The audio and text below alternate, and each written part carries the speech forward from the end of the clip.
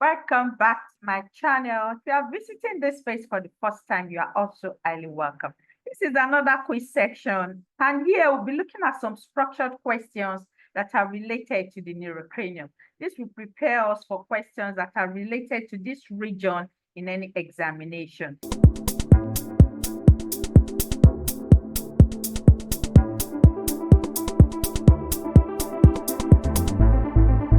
The first question we'll be looking at is, which of the following are paired bones of the neurocranium?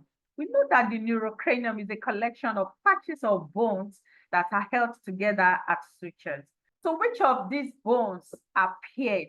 Is it the occipital and the temporal bones, the ethmoid and the sphenoid bones, the parietal and the temporal bones, or is it the frontal and the occipital bones? So which of these are paired out of the neurocranial bones? We know that some are paired while some are unpaired. The correct answer here is the parietal bone and the temporal bone. The parietal bone and the temporal bone are the two paired bones of the neurocranium, while the other bones are unpaired. And these other bones include the frontal bone, the occipital bone, the ethmoid, and also the sphenoid. The second question here reads that suture connects the parietal and the temporal bones. So what is the specific name given to the suture that connects the parietal bone to the temporal bone? Is it the sagittal suture? Is it the coronal suture?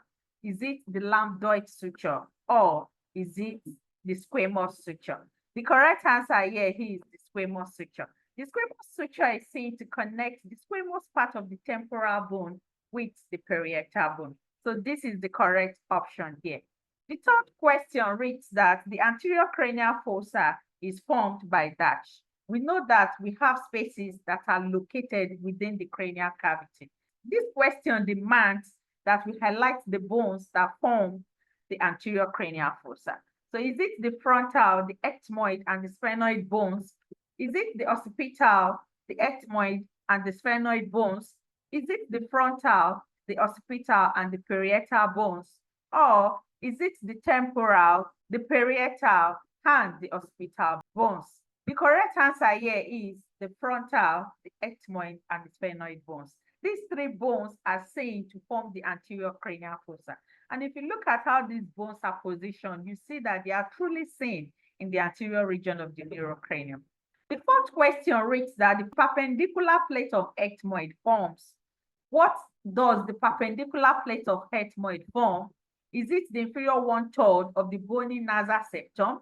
Is it the superior 2/3 of the bony nasal septum?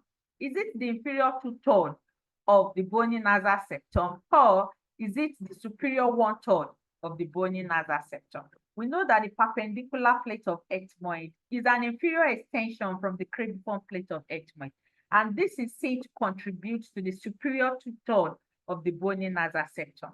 Hence, this is the correct option. We know that the inferior 1/3 of the bony nasal septum is formed by the vomer. We've tried to highlight this in our lecture on the neurocranium. You can go and check that lecture up to keep yourself updated. The fifth question reads that the asterium is the confluence point where the dash meets. So which neurocranial bones are seen to form this confluence point that is referred to as the asterium? Is it the parietal, occipital, and temporal bones? Is it the occipital, temporal, and the ethmoid bones? Is it the frontal, ethmoid, and the sphenoid bones? Or is it the ethmoid, the sphenoid, and the temporal bones? The correct answer here is the parietal, occipital, and the temporal bones. These three bones are seen to form a confluence point at the posterior region of the neurocranium. We also have the pterium, which is formed in the anterior region, and this pterium is formed as a confluence point between the frontal bone, the parietal bone, the temporal, and also the greater wing of the sphenoid. This is seen in the anterior region. While posteriorly, what we have is the asterium, and this is formed by the parietal, the temporal, and also the occipital bone. And this is the correct answer. So the sixth question reads that the sphenoidal sinus is formed in what region of the sphenoid bone? We know that we have paranasal sinuses that are seen to surround the nasal cavity. So they are arranged as rooms around this nasal space. One of these paranasal sinuses is sphenoidal air sinus. So what specific region is the sphenoidal sinus located? Is it above the body of the sphenoid? Is it within the body of the sphenoid? Is it below the body of the sphenoid? Or is it none of the above? The correct answer here is within the body of the sphenoid. It is within the body of the sphenoid bone that we have the sphenoidal sinus. This is what creates the sphenoidal air sinus. The seventh question reads that the occipital condyles form dash joints. So is it the temporomandibular joint? Is it the atlantoaxial joint? Is it the axio-occipital joint? Or is it the atlanto-occipital joint? The correct answer here is the atlanto-occipital joint. The occipital bone is seen to form a connection with the first cervical vertebra, which is the atlas, and it is formed at the atlanto-occipital joint. So this is the correct option here. The eighth question reads that dash is housed within the sella turcica.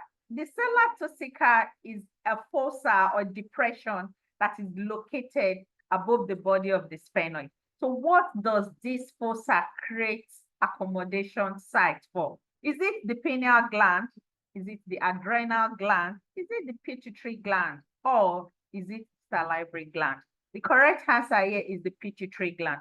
The pituitary gland is seen to be located or positioned on the superior region of the body of the sphenoid, which is referred to as the sella turcica or the hypophyseal fossa. The ninth question reads that dash is the superior projection from the cribriform plate of the ethmoid bone. We know that the ethmoid bone is seen to form the base of the neurocranium, and there is a superior extension from the cribriform plate of ethmoid. So what is the name of this projection? Is it the perpendicular plate of ethmoid? Is it the crystal galley? Is it the medial plate of ethmoidal labyrinth? Or is it the lateral plate of the ethmoidal labyrinth? The correct answer here is the crystal galley. The crystal galley is seen as a superior extension from the cribriform plate of ethmoid, and this is what creates the attachment site for the pars cerebrae. And this is the correct option here. Go to the last question, which is the 10th question. And this reads that the sagittal suture meets the coronal suture at the dash. So what point creates the meeting point for the sagittal suture and the coronal suture? We know that the sagittal suture is seen to connect the two parietal bones, while the coronal suture is seen to connect the frontal bone with the parietal bone behind. So when these two sutures meet, what is the name of this meeting point? Is it the bregma? Is it the lambda? Is it the asterion? Or is it the pterion? The correct answer here is the bregma. The bregma is seen to form the point where the sagittal suture meets with the coronal suture. And this is the correct option. So thanks for taking this quiz. I hope you find this useful. Let's have your grades in the comment section.